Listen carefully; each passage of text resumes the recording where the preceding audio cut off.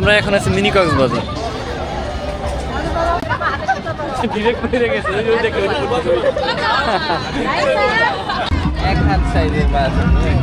তাহলে এটা হচ্ছে গরু না, আর এটা হচ্ছে হাঁস। এরকম জমকালো কিন্তু কোনো রেস্টুরেন্ট নাই, অথেন্টিক।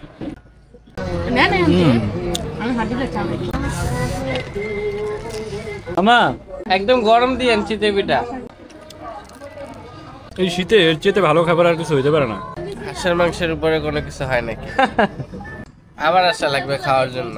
হেই, কি অবস্থা সবার? আজ এই রঙিন সন্ধ্যায় আমরা বেশ কয়েকজন মিলে সাই সাই করে চলে যাচ্ছি এক কালারফুল দুনিয়ায়, যেটা ঢাকার ভিতরে যানজট মুক্ত, খোলামেলা পরিবেশে সুস্থ বিনোদনের জন্য সুপরিচিত একটা প্লেস। এখন প্রশ্ন হতে পারে, এটা আবার কোথায়? এটা হচ্ছে ঢাকার মিনি কক্সবাজার খ্যাত Demra green model town. Konapara bus স্ট্যান্ডে নেমে 10 টাকা পার পার্সন অটোতে করে এখানে খুব সহজেই চলে আসা যায়। আর এখানে নামতেই চোখে পড়বে রাস্তার দুই পাশে বেশ জমজমাট একটা পরিবেশ।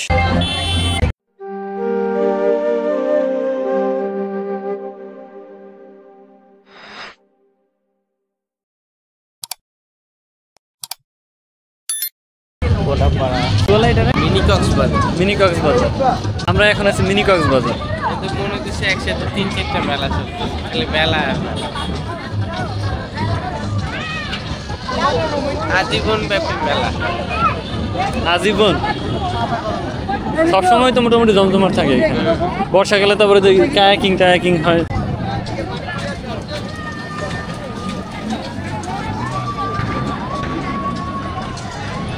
যতই ভিতরে ঢুকতে থাকলাম খালি দেখি হই হই কাণ্ড আর রই রই ব্যাপার। আসলে এত বেশি কালারফুল আর জমজমাট যেটা আমি ধারণাও করতে পারি নাই, কারণ আমি 2 বছর আগেও এখানে একবার আসছিলাম, তখন অবশ্য এত বেশি জমজমাট ছিল না এবং এখনকার মতো খুব একটা পরিচিতিও পায় নাই। আর এইদিকে দেখেন কি একটা অবস্থা, বাচ্চাদের টয় ট্রেনে ছোট বাচ্চাদের পাশাপাশি বড় বাচ্চারা, তাদের গার্ডিয়ানরাও উঠে ঘুরতেছে, মজা করতেছে। তবে এর ব্যতিক্রমে কিন্তু পাওয়া গেছে যেসব গার্ডিয়ানরা সাইডে দাঁড়িয়ে থেকে তাদের বাচ্চাদের হাততালি দিয়ে উৎসাহ দিয়ে যাচ্ছে। তবে আমি এখানে দোষের কিছুই দেখি না, কারণ আপনি শরীরের বার্ধক্যকে আটকাতে না পারলেও চাইলেই কিন্তু এনাদের মতো করে ঘুরে মজা করে মনের বার্ধক্যকে সহজেই দূরে ঠেলে দিতে পারবেন। আর এই দিকটাতে হচ্ছে ওয়াও মার্কা একটা পরিবেশ, যেখানে বিশাল দানবীয় সাইজের বেশ কয়েকটা হাঁস পানিতে ভাসতেছে, আবার সেই হাঁসের পিঠে চড়ে বাচ্চারা চক্করও খাইতেছে। ওমা, একই কাণ্ড! এখানেও দেখি এনারা চিন্তা করতে পারেন, মানে বাচ্চাদের দুনিয়ার আলোর মুখ দেখানোর পেছনে দায়ী ব্যক্তিগণ। যাই হোক, এটা খুবই ভালো দিক যে এখানে বাচ্চারা এবং প্যারেন্টসরা এসে স্বাচ্ছন্দ্য ফিল করেন, ভীষণ মজা করতে পারেন, তার পাশাপাশি সুস্থ বিনোদন নিতে পারেন।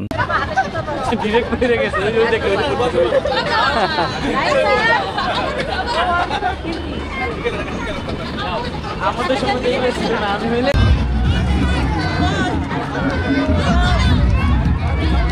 এক হাত সাইজের বাস,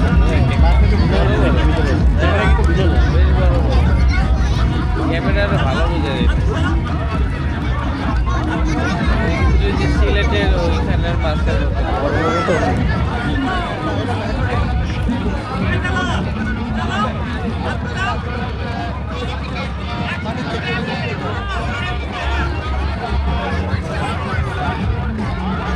এখানে এই পানির মধ্যে বড় সড়ো সাইজের বেশ কয়েকটা শাকার ফিশ দেখে আমি যতটা না অবাক হয়েছি, তার থেকেও বেশি হতাশ হয়েছি এই ছোট্ট বোটে গেদা গেদুদের পিতামাতাকে না দেখে। এতটাই হতাশ হয়েছি যে ইহা বলে বোঝানোর মতো না। আশা করি আপনারাও আমার মতো হতাশ হয়েছেন। যাই হোক, এবার হতাশা জেরে পেটের দিকে নজর দেওয়া যায়। খালি পেটে আর কতক্ষণ? খাবারের জন্য এখানে আপনি পেয়ে যাবেন ফুড কার্ট, ক্যাফে, বিভিন্ন ধরনের ভ্রাম্যমান হোটেল ও রেস্টুরেন্ট। তো ঘুরে ফিরে হাঁটতে হাঁটতে খাইতে চলে আসলাম নাসিমা খাবার ঘরে, যেটা আবার নাসিমা পিঠাঘর হিসেবেও বেশ পরিচিত। তাছাড়া এখানে এরকম আরো অসংখ্য খাবারের দোকান পেয়ে যাবেন। সেই সাথে তাদের খাবার ঘরে প্রথমে প্রবেশ করতেই ফুড চার্ট এবং প্রাইস চার্ট পেয়ে যাবেন। তো যাই হোক, খাবার অর্ডার দেওয়ার আগে অবশ্যই চুলায় রান্না হতে থাকা খাবারের আইটেম আপনাদের দেখানোর চেষ্টা করব।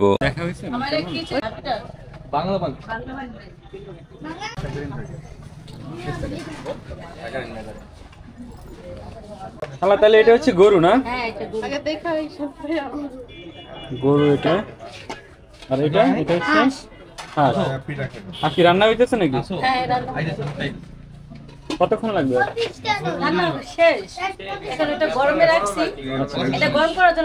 আমরা অর্ডার দিলে এখন খাইতে পারবো?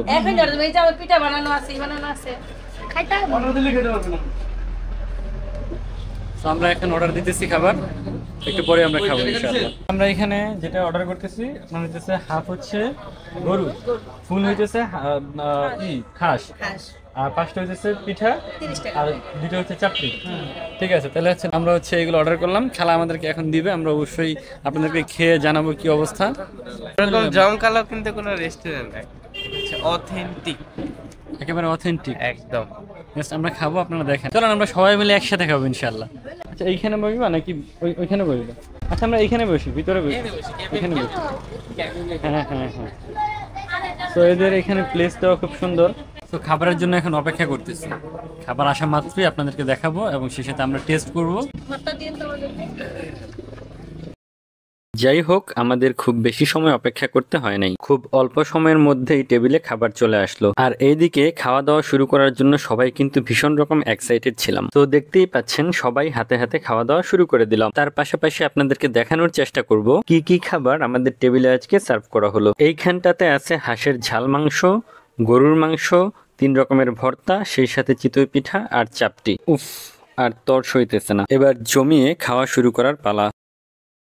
এই চিতল পিঠা দাও। এটা কি দিয়ে খাইতেছো তোমরা? ভর্তা কই?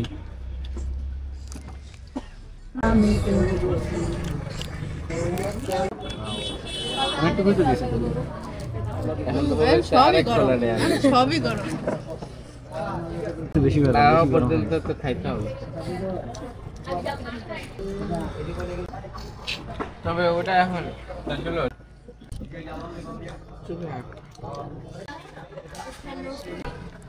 হাঁসের মাংস আর খেয়ে শেষ করবো।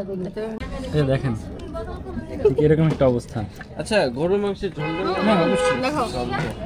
তাহলে এখন গরুর মাংসটা টেস্ট করি। হ্যাঁ গরুর মাংসের ঝোল অলরেডি শেষ। না আমি নিব না। না না আমি হাঁটিতে চাই।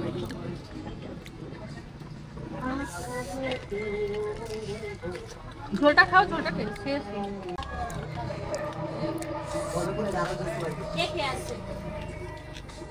গরু মাংস কিন্তু শেষ হয়ে যাবে। চিতল পিঠা আরেকটা দিব না? এটা ভালো ছিল। চিতই পিঠা ভালো ছিল মামা, একদম গরম দিয়েন চিতই পিঠা। মামা আমাদের জন্য পিঠা নিয়ে আসছে।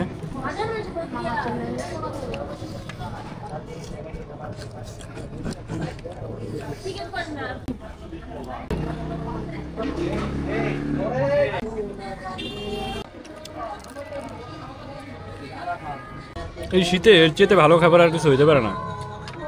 মারুফ তুমি কি বলবা? মাশাআল্লাহ, মাশাআল্লাহ টেস্ট আমি বলবো এক কথায়। মানে চাপি না চিতল পিঠা কোনটা বেশি ভালো? খাবার হাঁসের মাংসের উপরে কোনো কিছু হয় নাকি?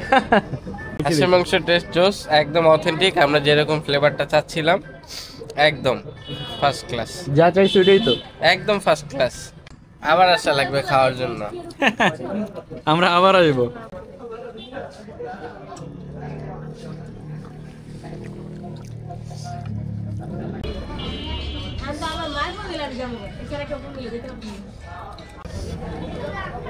এই পিঠাগুলো দুধ থেকে ভিজে না।